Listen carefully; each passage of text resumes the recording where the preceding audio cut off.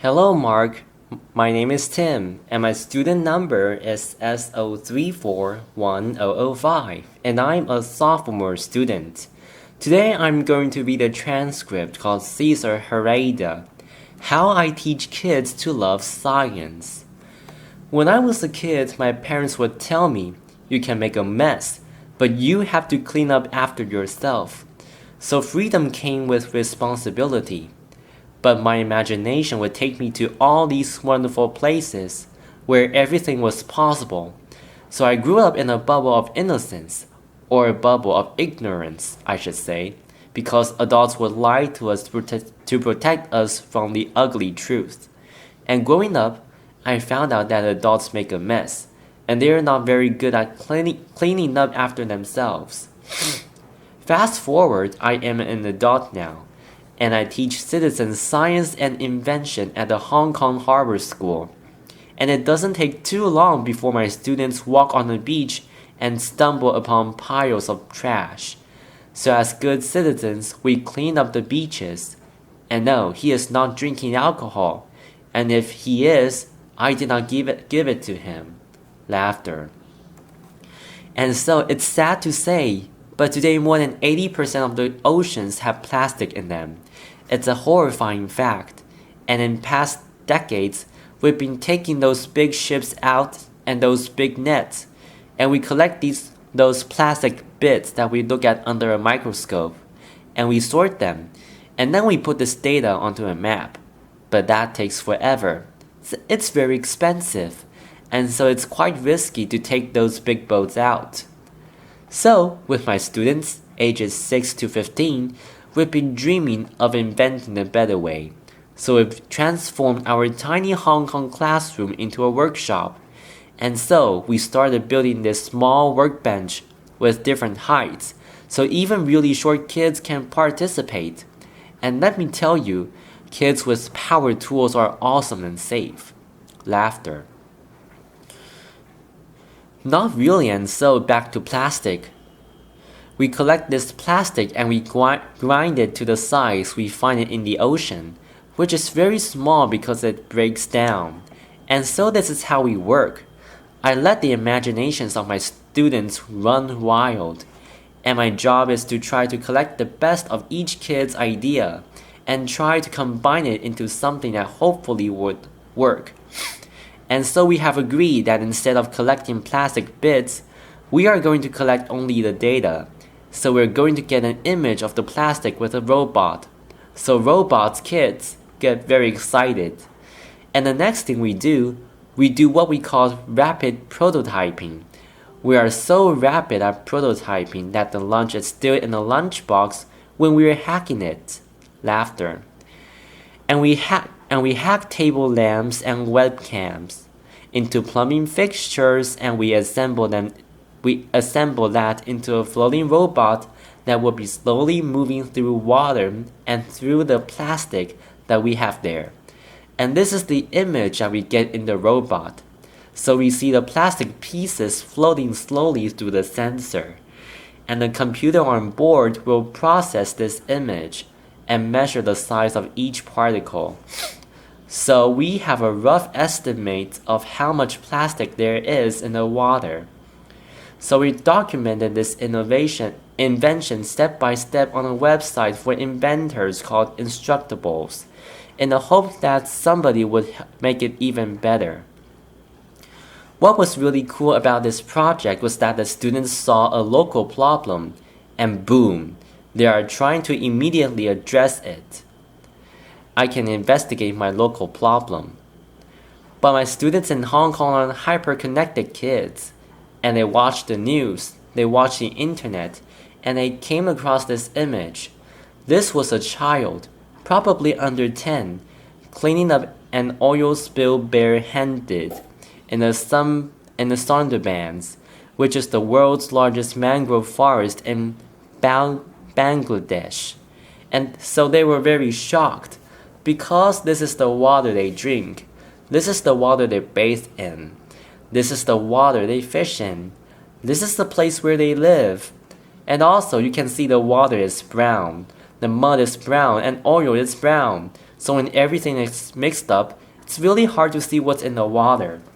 But there's a technology that's rather simple.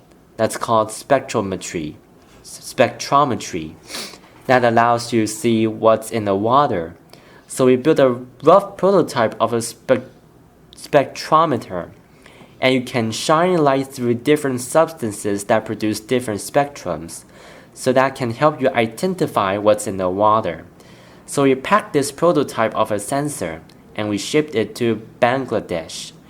So what was cool about this project was that beyond addressing a local problem or looking at a local problem, my students used their empathy and their sense of being creative to help remotely other kids.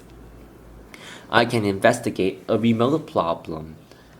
So I was very compelled by doing the second experiment, and I wanted to take it even further, maybe addressing an even harder problem, and it's also closer to my heart. So I'm half Japanese and half French, and maybe you remember in 2011 there was a massive earthquake in Japan.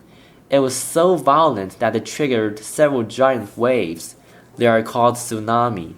And those tsunamis destroyed many cities on the eastern coast of Japan. More than 14,000 people died in an instant. Also, it damaged the nuclear power plant of Fukushima, the nuclear power plant just by the water. And today, I read the reports, and an average of 300 tons are leaking from the nuclear power plant into the Pacific Ocean. And today the whole Pacific Ocean has traces of contamination of cesium-137. So if you go outside on the west coast, you can measure Fukushima everywhere. But if you look at the map, it can look like most of the radioactivity has been washed away from the Japanese coast. And most of it is now, it looks like it's safe, it's blue. Well, reality is a bit more complicated than this. So I've been going to Fukushima every year since the accident, and I measure independently with other scientists on land in the river. And this time, we wanted to take the kids. So of course, we didn't take the kids. The parents wouldn't allow that to happen. Laughter. But every night, we would report to mission control different masks they are wearing. It could look like they didn't take the work seriously, but they really did because they're going to have to live with radioactivity their whole life. And so what we did with them is that we discussed the data we collected that day and talk about where we should be going next, strategy, itinerary, etc. And to do this, we built a very rough topographical map of the region around the nuclear power plant. And so we built the elevation map. We sprinkled pigments to represent real-time data for radioactivity. And we sprayed water to simulate the rainfall. And with this, we could see that the radioactive dust was washing from the top of the mountain into the river system and leaking into the ocean. So it was a rough estimate. But with this in mind, we organized this expedition, which was the closest civilians have been to the nuclear power plant. We are sailing 1.5 kilometers away from the nuclear power plant, and with the help of the local fishermen, we are collecting sediment from the seabed with a custom sediment sampler we've invented and built. We pack the sediment into small bags. We then dispatch them to hundreds of small bags that we send to different universities. And we produce the map of the seabed radioactivity, especially in estuaries where the fish will reproduce. And I will hope that we will have improved the safety of the local fishermen and of your favorite sushi. Laughter. You can see a progression here. We've gone from a local problem to a remote problem to a global problem.